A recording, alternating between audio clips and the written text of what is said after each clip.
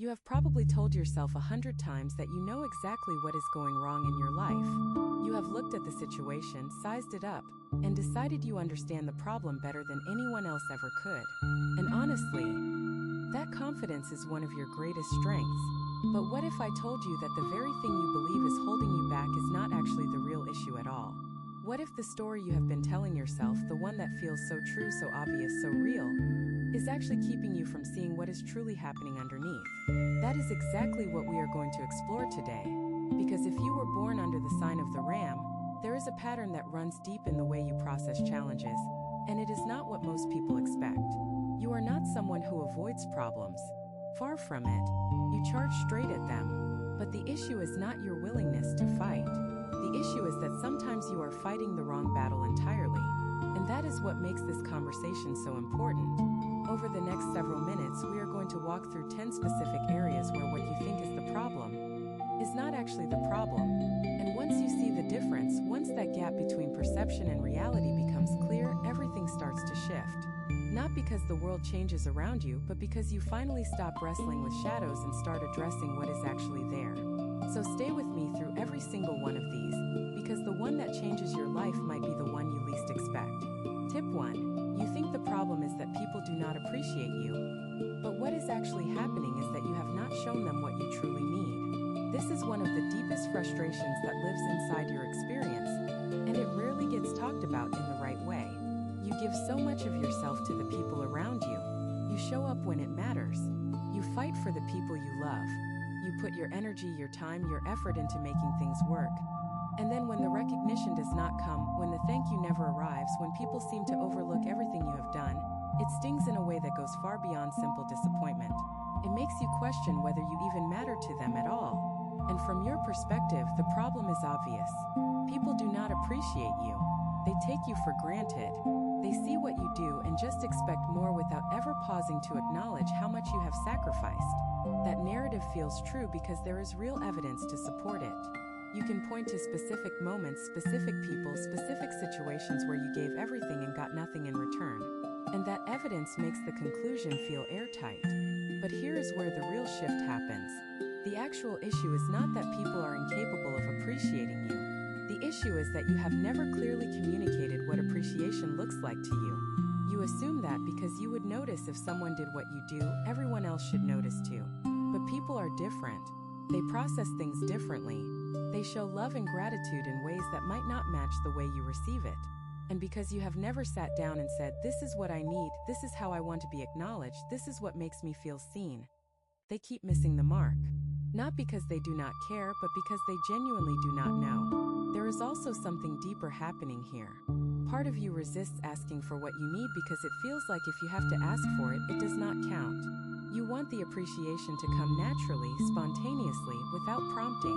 And that desire is understandable. But it is also a setup for perpetual disappointment, because you are holding people to a standard they do not even know exists. You have built an invisible test that almost everyone is destined to fail, and then you feel hurt when they fail it. The real transformation begins when you stop expecting people to read your mind and start giving them the information they need to love you well. This is not about lowering your standards. This is about raising the quality of your communication so that the people who genuinely care about you actually have a chance to show it in ways that land. When you make that shift, you will be amazed at how many people were ready and willing to appreciate you all along. They just needed to know how.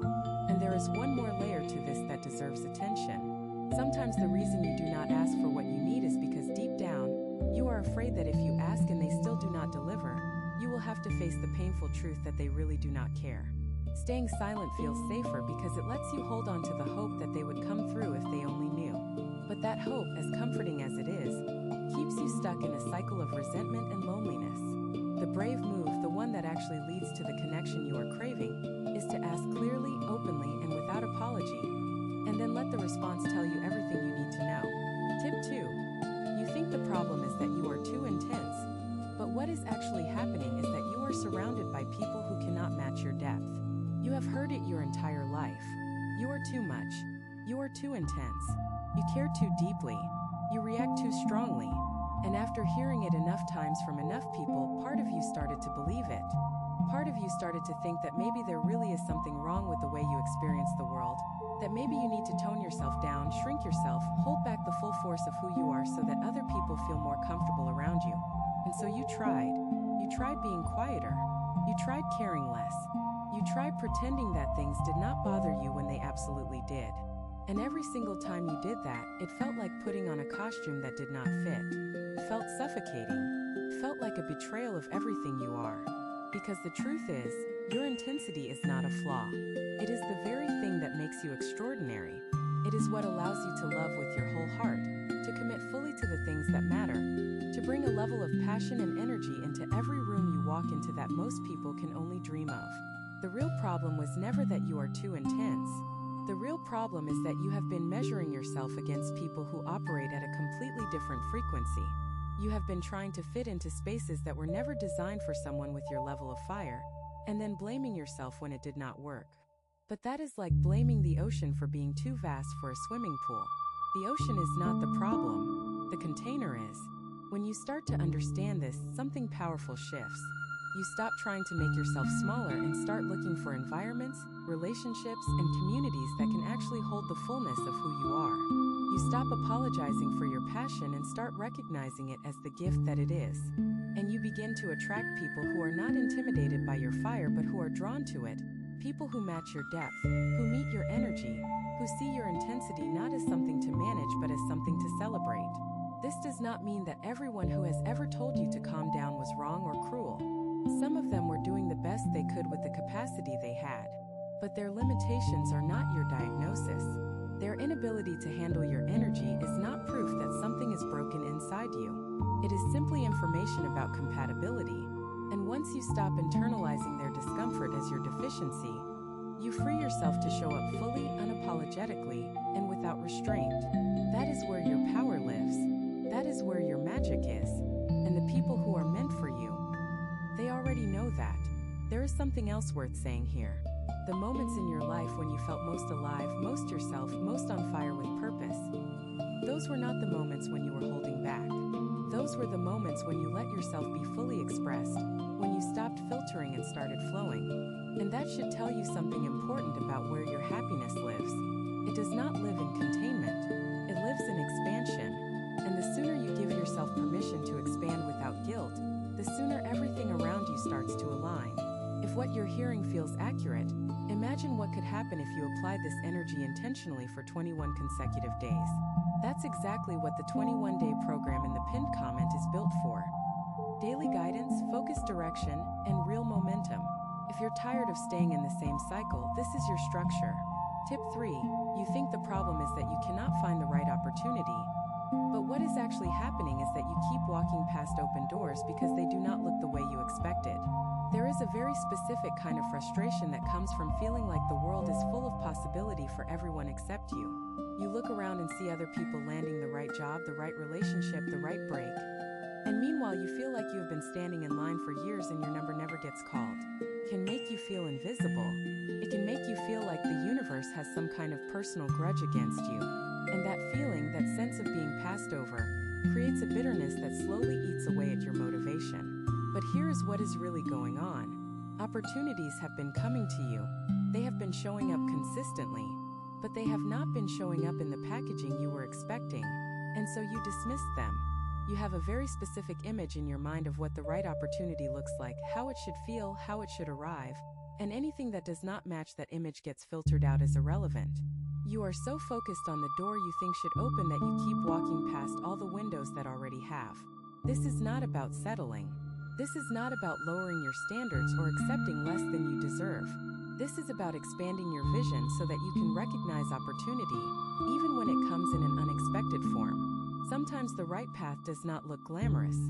Sometimes it does not come with fanfare or excitement. Sometimes it looks like a quiet conversation with someone you almost did not talk to, or a small project that seems beneath your abilities, or a detour that feels like a waste of time but ends up leading you exactly where you needed to go. Your nature drives you toward big, bold, dramatic moves. You want the grand entrance, the unmistakable sign, the opportunity that announces itself with thunder and lightning. And there is nothing wrong with wanting that. But while you are waiting for the thunder, life is whispering, and you are missing it. The most transformative opportunities in most people's lives did not arrive with the spotlight. They arrived quietly, disguised as ordinary moments, and only revealed their significance much later. Start paying attention to the things you have been dismissing. Start asking yourself whether your definition of opportunity has become so narrow that it is actually working against you. Because the universe has not been withholding from you, it has been offering constantly. The question is whether you are willing to receive what is being offered, even when it does not match the picture in your head. There is also a timing element here that deserves attention. You are someone who wants things to happen now, this minute, without delay. And that urgency, while powerful in many contexts, can blind you to opportunities that require patience, cultivation, and slow growth. Some of the best things that will ever happen to you are already in motion right now, but they need time to develop. They need you to nurture them without demanding immediate results. And if you can learn to trust that process, to let things unfold at their natural pace instead of trying to force everything into your timeline, you will discover a whole universe of possibility that you have been overlooking. The shift here is not about becoming passive. It is about becoming perceptive. It is about training yourself to see what is actually in front of you instead of only seeing what matches the blueprint in your imagination. And when you make that shift, you will realize that you have never been short on opportunity. You have been short on recognition. Tip 4. You think the problem is that you keep getting angry, but what is actually happening is that you have unprocessed pain that uses anger as its only exit. Let us talk about something that you probably do not love discussing. Your anger. It has a reputation and you know it. People have commented on it. Some have feared it. Some have used it against you. And over time, you have developed a complicated relationship with this part of yourself. Sometimes you feel justified in your anger, and sometimes you feel ashamed of it. Sometimes both at the same time. From your perspective, the problem is clear. You get angry too easily, too often, too intensely.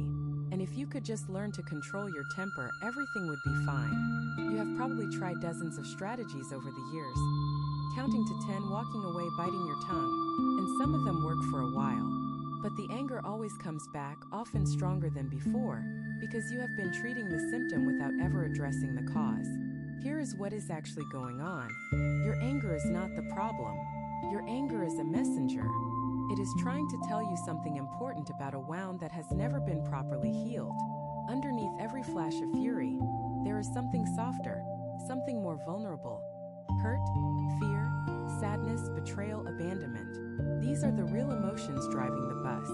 But because you were taught, either directly or indirectly, that those softer emotions are signs of weakness, anger became the only acceptable outlet. Anger feels strong. Anger feels powerful. Anger feels like control. And so every time pain surfaces, it gets automatically converted into rage before you even have a chance to feel what is really there. This is not a character flaw. This is an adaptation. At some point in your life, you learned that being angry was safer than being hurt. And that lesson served you well for a time. Protected you when you needed protection. But now it is no longer serving you. Now it is creating damage in your relationships, in your health, in your peace of mind. And the only way to change that pattern is to go back to the original wound and give it the attention it has been demanding all along. This does not mean you need to become someone who never gets angry. Anger is a legitimate, healthy emotion that serves an important purpose. It tells you when your boundaries have been violated, when something unjust is happening, when you need to take action. The goal is not to eliminate anger, but to make sure it is responding to what is actually happening in the present moment, not reacting to pain from the past that got stored in your body and never released. Start noticing what happens right before the anger arrives. There is always a split second, a flash of something else. A sting of rejection, a wave of fear, a pang of inadequacy. That flash is the real emotion. That is what needs your attention. And when you can learn to pause in that moment, to sit with the discomfort instead of immediately converting it to anger, everything begins to change. You start responding instead of reacting. You start healing instead of just fighting. And the anger that remains, the clean anger that is actually about the present moment, becomes one of your greatest tools instead of your greatest liability. The people around you will notice this change before you do. They will feel safer. They will open up more. They will stop walking on eggshells and start actually engaging with you. And that will create a depth of connection that your old pattern of anger was always preventing, even when you did not realize it. Tip 5. You think the problem is that nobody understands you. But what is actually happening is that you have built walls so high that understanding cannot get in. There is a loneliness that lives inside you that you do not talk about often. It sits beneath the confidence, beneath the bravado, beneath the fierce independence that everyone sees on the surface. And it whispers to you in quiet moments that no one truly gets who you are. No one sees the full picture. No one understands the complexity of what you carry, what you feel, what you need. And that loneliness is painful in a way that is hard to put into words because it exists alongside a room full of people who claim to know you. You have probably concluded that the problem is other people. They are too shallow. They do not pay attention. They see what they want to see and never bother to look deeper. And there is some truth in that. Most people are wrapped up in their own lives and their own concerns, and genuine deep understanding is rare in any relationship. But the part that is harder to admit, the part that changes everything when you finally see it, is that you have made it nearly impossible for anyone to understand you because you have surrounded yourself with walls that no one can climb. These walls were not built out of cruelty or stubbornness. They were built out of self-preservation. At some point, you opened up to someone and got hurt. You showed a vulnerable piece of yourself and it was mishandled, dismissed, or used against you. And the lesson you took from that experience was clear. Never again. Never again would you let someone that close. Never again would you give someone that kind of power over you. And so the walls went up, brick by brick, year by year, until the fortress you live in became so impenetrable that even the people who love you most cannot get inside. The irony is devastating. You crave understanding more than almost anything else. You want someone to truly see you, to know you, to get what makes you tick without you having to explain every piece. But the very walls you built to protect yourself from pain are the same walls that keep out the understanding you are starving for. You are a prisoner in your own fortress, surrounded by people knocking on the door, and you will not let them in because the last time you did, it hurt too much. Here is the difficult truth. Understanding requires vulnerability. There is no shortcut around it. No one can understand what they cannot see, and no one can see what you refuse to reveal. If you want to be known, you have to be willing to be seen. And being seen means risking the very thing you have been protecting yourself from. The possibility that someone might not handle your inner world with care. But here is what you might not have considered. You are not the same person you were when those walls first went up. You are stronger now. You are wiser. You have more discernment about who deserves access to your inner world and who does not. The walls made sense when you were younger, when you were less equipped to handle betrayal or rejection. But you are not that person anymore. You have survived things that would have broken most people, and you can handle the risk of being seen, because the alternative, a lifetime of being surrounded by people who never truly know you, is far worse than any pain that vulnerability might bring. Start small. You do not have to tear down every wall at once. Pick one person, one safe person, and let them see one piece of you that you have been hiding. Watch what happens. Notice whether they hold it with care or discard it carelessly, and let that experience inform your next step. Over time, brick by brick, you can create openings in the fortress that allow understanding to flow in without compromising your sense of safety. And when that understanding finally arrives, when someone looks at you and you can feel that they truly see you, it will heal something inside you that you have been carrying for a very long time. Tip 6. You think the problem is that life keeps throwing you obstacles. But what is actually happening is that you are being redirected towards something better. If you had to describe your life story in one word, you might choose the word struggle. Not because you are weak, but because it genuinely feels like you have faced more resistance than most people. Every time you get close to something you want, something gets in the way. Every time you build momentum, something disrupts it. Every time you think you have finally caught a break, a new obstacle appears. And it is exhausting in a way that goes beyond physical tiredness. It wears on your spirit. It makes you question whether the effort is even worth it. From your perspective, the problem is that life is unfair. The universe seems to have a particular fondness for putting roadblocks in your path. And no matter how hard you fight, there is always another one waiting around the corner. And when you are in the middle of it, when you are exhausted and frustrated and running low on hope, it is nearly impossible to see those obstacles as anything other than punishment. They feel personal. They feel targeted. They feel like proof that the world does not want you to win. But here is what is actually happening, and it requires a fundamental shift in perspective to see it. Those obstacles are not blocking you from your destiny. They are redirecting you toward it. Every closed door, every failed plan, every unexpected disruption has been steering you away from something that was not right for you and towards something that is. You cannot see it in the moment because you are too close to the pain, too deep in the frustration. But when you look back at your life, when you trace the path from each disappointment to what came after, you will find a pattern. The things that fell apart made room for things that fit together better. The plans that failed led to discoveries you never would have made otherwise. The obstacles that seemed so cruel at the time were actually course corrections from a wisdom that operates on a timeline much larger than your own. This does not mean the pain is not real. It does not mean you should pretend that obstacles do not hurt or that frustration is not valid.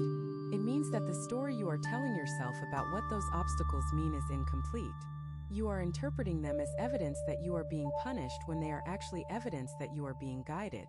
And the difference between those two interpretations changes everything about how you move through difficulty. When you believe you are being punished, you fight harder against the obstacle, trying to force your way through with sheer willpower. And sometimes that works. But more often it drains you, delays you, and leads you somewhere you did not actually want to be. When you believe you are being redirected, you respond differently. You pause. You look around. You ask yourself what this detour might be showing you, where this new path might lead. And in that openness, you discover possibilities that your original plan never included. This is not about becoming passive or giving up your natural drive. You are someone who was born to fight, and that fighting spirit is one of your greatest assets. But there is a difference between fighting to force an outcome and fighting to follow your truth. The first depletes you, the second fuels you, and the obstacles that keep showing up in your life are trying to teach you the difference. Pay attention to the pattern. Notice how many of the things you once considered disasters eventually turned into blessings. Notice how many wrong turns led to the right destination. And let that history inform the way you respond to the next obstacle that appears. Because it will appear. That is guaranteed. But whether it breaks you or redirects you depends entirely on the story you choose to tell yourself about it. Tip 7. You think the problem is that you cannot trust anyone. But what is actually happening is that you have not learned to trust yourself first. Trust is a loaded word for you. It carries the weight of every betrayal, every broken promise, every person who looked you in the eye and said they would be there, and then disappeared when things got hard. You have a catalog of evidence, a mental file folder stuffed with proof that people cannot be trusted, and every new entry in that folder makes it harder to open up, harder to believe, harder to let anyone close enough to hurt you again. And so you have concluded that the problem is other people. They are unreliable. They are dishonest. They say one thing and do another. And while there is certainly truth in the observation that some people are not worthy of your trust, the blanket conclusion that no one can be trusted is not a fact. It is a defense mechanism, and it is costing you far more than it is protecting you from. Here is the deeper issue. The reason you struggle to trust others is that you have not fully developed trust in yourself. You do not trust yourself to survive another betrayal. You do not trust yourself to choose wisely, to read people accurately, to recognize red flags before it is too late. And because you do not trust your own judgment, you cannot afford to trust anyone else. The stakes feel too high. One wrong call and you could end up devastated again. So you keep everyone at a distance, not because they have proven themselves unworthy, but because you are not confident in your ability to handle it if they do. This is a critical distinction. When your trust in yourself is shaky, every relationship feels like a gamble you cannot afford to lose. But when you develop deep, unshakable trust in your own ability to navigate whatever happens, the equation changes completely. You can afford to trust others because you know that even if they let you down, even if they betray you, even if the worst-case scenario unfolds, you will survive it. You will handle it. You will come out the other side, hurt perhaps, but not destroyed. And that knowledge, that bone-deep certainty in your own resilience, is what makes genuine trust possible. So the work is not about finding trustworthy people, although that matters too. The work is about building such a solid foundation of self-trust that the risk of trusting others no longer feels catastrophic. This means trusting yourself to set boundaries when someone crosses a line, trusting yourself to walk away when a relationship becomes toxic, Trusting yourself to recover from heartbreak without losing yourself in the process. Trusting yourself to learn from your mistakes instead of being defined by them. When that inner foundation is solid, something remarkable happens. You start attracting more trustworthy people. Not because the universe suddenly started sending better options, but because your own sense of security changes the energy you bring to relationships. When you are desperate and guarded, you attract people who prey on insecurity. When you are grounded and self-assured, you attract people who respect strength. The external shift follows the internal one. Start building that self-trust today. Keep small promises to yourself and follow through. Pay attention to your instincts and validate them, even when they contradict what other people are telling you. Notice the times when your gut was right and your head was wrong. Over time, these small acts of self-trust compound into something unshakable. And from that place of unshakable self-trust, the whole question of whether you can trust other people starts to feel much less frightening, because you know that no matter what happens, you have your own back. Tip 8. You think the problem is that you need to be stronger, but what is actually happening is that your strength is hiding a vulnerability that needs to be honored. Strength is your identity. It is how you see yourself, how others see you, and how you have survived everything you have been through. When the world knocked you down, you got back up.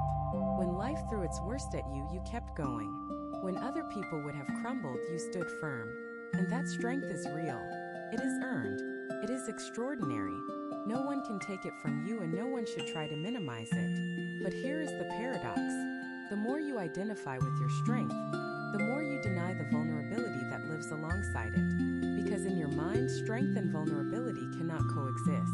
Being strong means never being weak. Being tough means never being soft. Being resilient means never needing help. And so you push down every tender feeling, every moment of doubt, every cry for support, because acknowledging those things feels like an admission that you are not as strong as you need to be. This is where the real damage happens. Not from your strength itself, but from the rigid definition of strength that you have been operating under. You have turned strength into a prison, a performance that never ends, a mask you can never take off. And the exhaustion of maintaining that performance is draining you in ways that nobody sees, because you would never let them see it. You are tired. Not physically tired, although that too. You are tired in your soul, tired of always being the strong one, tired of never being allowed to fall apart, tired of carrying everything on your own because asking for help feels like failure. The truth is that real strength, the deepest kind, the kind that sustains you across a lifetime, includes vulnerability. It includes the ability to say, "I am struggling." It includes the willingness to ask for help without shame. It includes the courage to be soft in a world that rewards hardness. And this is not weakness. This is the most advanced form of strength there is, because it requires you to face the very thing you fear most, being seen in your imperfection. Think about the people you respect most in this world, the ones who truly inspire you. If you look closely, you will notice that it is not their invulnerability that draws you to them. It is their wholeness. It is the way they can be both strong and soft, both fierce and tender, both courageous and afraid. That integration, that ability to hold both sides without choosing one at the expense of the other, is what gives them their power. And it is available to you too, the moment you stop defining strength as the absence of vulnerability and start defining it as the presence of both. You do not need to be stronger. You are already one of the strongest souls walking this earth. What you need is to be more whole. You need to bring the hidden parts of yourself out of the shadows, to honor the vulnerability that your strength has been covering, and to let yourself be fully human instead of performing as something superhuman. When you do that, you will discover that your strength does not diminish. It deepens. It becomes richer, more textured, more sustainable. And the people around you will finally feel permission to bring their full selves to the relationship, because you are showing them that wholeness, not perfection, is the standard. This is not a one-time decision. It is a practice. Every day, you will face moments where you can choose between the old pattern of armoring up and the new pattern of allowing yourself to be seen. Some days you will choose the armor, and that is okay. But with each small moment of vulnerability, each honest admission of need, each willingness to be soft when you could be hard, you build a new kind of strength. One that does not require a performance, one that does not exhaust you, one that is finally truly yours. Some people watch, others transform. If you want to be in the second group, the 21-day guide in the pinned comment gives you a clear step-by-step process aligned with your sign. This isn't about waiting. It's about moving. Tip 9. You think the problem is that you have wasted too much time. But what is actually happening is that every moment has been preparing you for what is coming next. There is a clock ticking in your head, and it never stops. It counts the years that have passed, the opportunities you missed, the goals you have not yet reached. And with every tick, the pressure builds. You should be further along by now. You should have accomplished more. You should have figured it out already. This sense of being behind, of having wasted precious time, creates an anxiety that colors everything you do. It makes you impatient with the present because you are too busy mourning the past. It makes you rush toward the future because you feel like you are already late. And it robs you of the ability to appreciate where you are right now because right now feels like not enough. But here is the truth that the clock in your head will never tell you. You have not wasted a single moment. Not one. Every experience you have had, including the ones you consider failures, including the ones you wish you could erase, including the ones that seemed completely pointless at the time, has been building something inside you. Skills, resilience, wisdom, depth, compassion, understanding. These are not things you can acquire on a schedule. They are forged in the fires of lived experience, and every year of your life has added to the forge. The problem is not that you have wasted time. The problem is that you are measuring your progress against an arbitrary timeline that was never meant for you. You are comparing your chapter 3 to someone else's chapter 10 and calling yourself a failure. You are looking at people who took a completely different path with completely different circumstances and using their achievements as evidence that you have fallen behind. But your path is your path.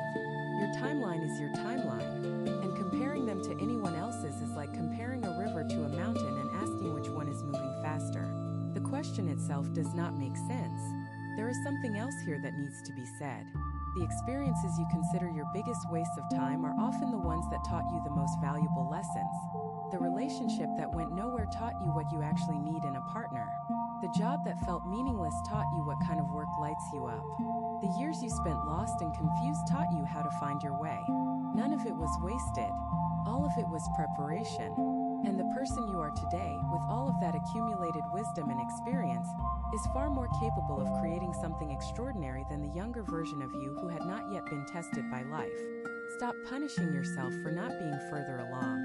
Stop treating your past like a catalog of mistakes and start seeing it as a library of lessons. Every detour, every setback, every so-called failure has placed a tool in your hands that you will need for what is coming next. And what is coming next, if you stop fighting the present and start building from it, is more powerful than anything you have experienced so far. The clock in your head is lying to you. It is telling you that time is running out, that you have missed your window, that it is too late. But it is never too late. Not for you. Not for anyone. The only moment that matters is this one right now and what you choose to do with it. Stop mourning the past. Stop rushing the future. Start where you are with what you have, and let the accumulated wisdom of your entire life guide you forward. You are not behind. You are right on time. And the moment you stop fighting that truth and start living from it, everything accelerates in ways you cannot even imagine right now. Tip 10. You think the problem is that you need a complete life overhaul. But what is actually happening is that small consistent shifts will transform everything. When you look at the gap between where you are and where you want to be, it feels enormous. It feels like the distance is so vast that nothing short of a total revolution will close it. You need to change everything. You need a new job, a new routine, a new mindset, a new circle, a new life. And because the task feels so monumental, so overwhelming, so impossibly large, you end up doing nothing at all. You freeze. You procrastinate. You tell yourself you will start on the first of the month, or after this crisis passes, or when you have more energy. But the first of the month comes and goes. The crisis passes and is replaced by another one. And the energy never arrives because the weight of trying to change everything at once is what is draining it in the first place. This is one of the most destructive patterns in your life, and it comes directly from your nature. You are wired for bold, dramatic action. You want the grand gesture, the clean break, the total transformation. Anything incremental feels too slow, too boring, too insignificant to matter. And so you swing between two extremes, either trying to change everything at once, which is unsustainable, or changing nothing at all, which is agonizing. There is no middle ground because the middle ground does not feel exciting enough to hold your attention. But here is the reality that you need to hear, and I mean really hear, not just intellectually acknowledge but but feel in your bones. The most profound transformations in life do not happen through grand gestures. They happen through small, consistent shifts repeated over time. 1 degree of change applied consistently will take you to a completely different destination than where you are headed now. You do not need to overhaul your entire life. You need to change one small thing and keep doing it every single day until it becomes part of who you are. Think about it like steering a ship. If you turn the wheel just 2 degrees to the right, you will not notice the change immediately. The horizon will look the same. The water will feel the same. But if you maintain that 2-degree shift over weeks and months, you will end up in an entirely different port than the one you were originally headed toward. That is the power of small, consistent change. It is invisible in the moment but undeniable over time. So instead of trying to reinvent your entire existence, pick one thing. Just one. Maybe it is waking up 30 minutes earlier. Maybe it is spending 10 minutes in silence before you start your day. Maybe it is writing down 3 things you are grateful for before you go to bed. Maybe it is having one honest conversation per week with someone you care about. Whatever it is, make it small enough that you can actually do it without heroic effort, and then do it every single day without exception. Your nature will resist this. Everything inside you will scream that this is not enough, that you need to do more, that small changes are for small people, and you are destined for something bigger. Ignore that voice. It is the same voice that has kept you stuck in the cycle of all or nothing for years. The truth is that small changes are not for small people. Small changes are for wise people who understand that consistency is more powerful than intensity, that showing up every day matters more than showing up perfectly once, and that the life you want is built 1 brick at a time, not in a single explosion of effort. Give yourself permission to start small. Give yourself permission to build slowly. Give yourself permission to create change at a pace that is sustainable instead of spectacular. And watch what happens over the next few months. You will look back and barely recognize where you started, not because you did something dramatic, but because you did something consistent. And that, more than any grand gesture you could ever make, is what will finally close the gap between where you are and where you want to be. And here is something you might not realize until you are already in the middle of it. Those small daily actions start to create their own momentum. Once you have been consistent for a week, you do not want to break the streak. Once you have been consistent for a month, the action starts to feel automatic. And once it feels automatic, it frees up the mental energy that was previously consumed by decision-making and resistance, and you can add another small shift on top of the first one. Layer by layer, day by day, you build a completely new life without ever having to blow up the old one. That is not just strategy, that is wisdom. And it is available to you right now, today, in this very moment. So here we are. You have walked through 10 areas of your life where what you thought was the problem was never really the problem at all. And if you have stayed with me this far, something is already shifting inside you. You can feel it. A loosening of something that was tight. A softening of something that was rigid. A new possibility opening up in a space where you thought there was nothing left to discover. And that feeling, that subtle but undeniable sense that something is different now, that is not random. That is the beginning of a transformation that can reshape everything if you let it. But here is what I need you to understand, and I say this with complete honesty.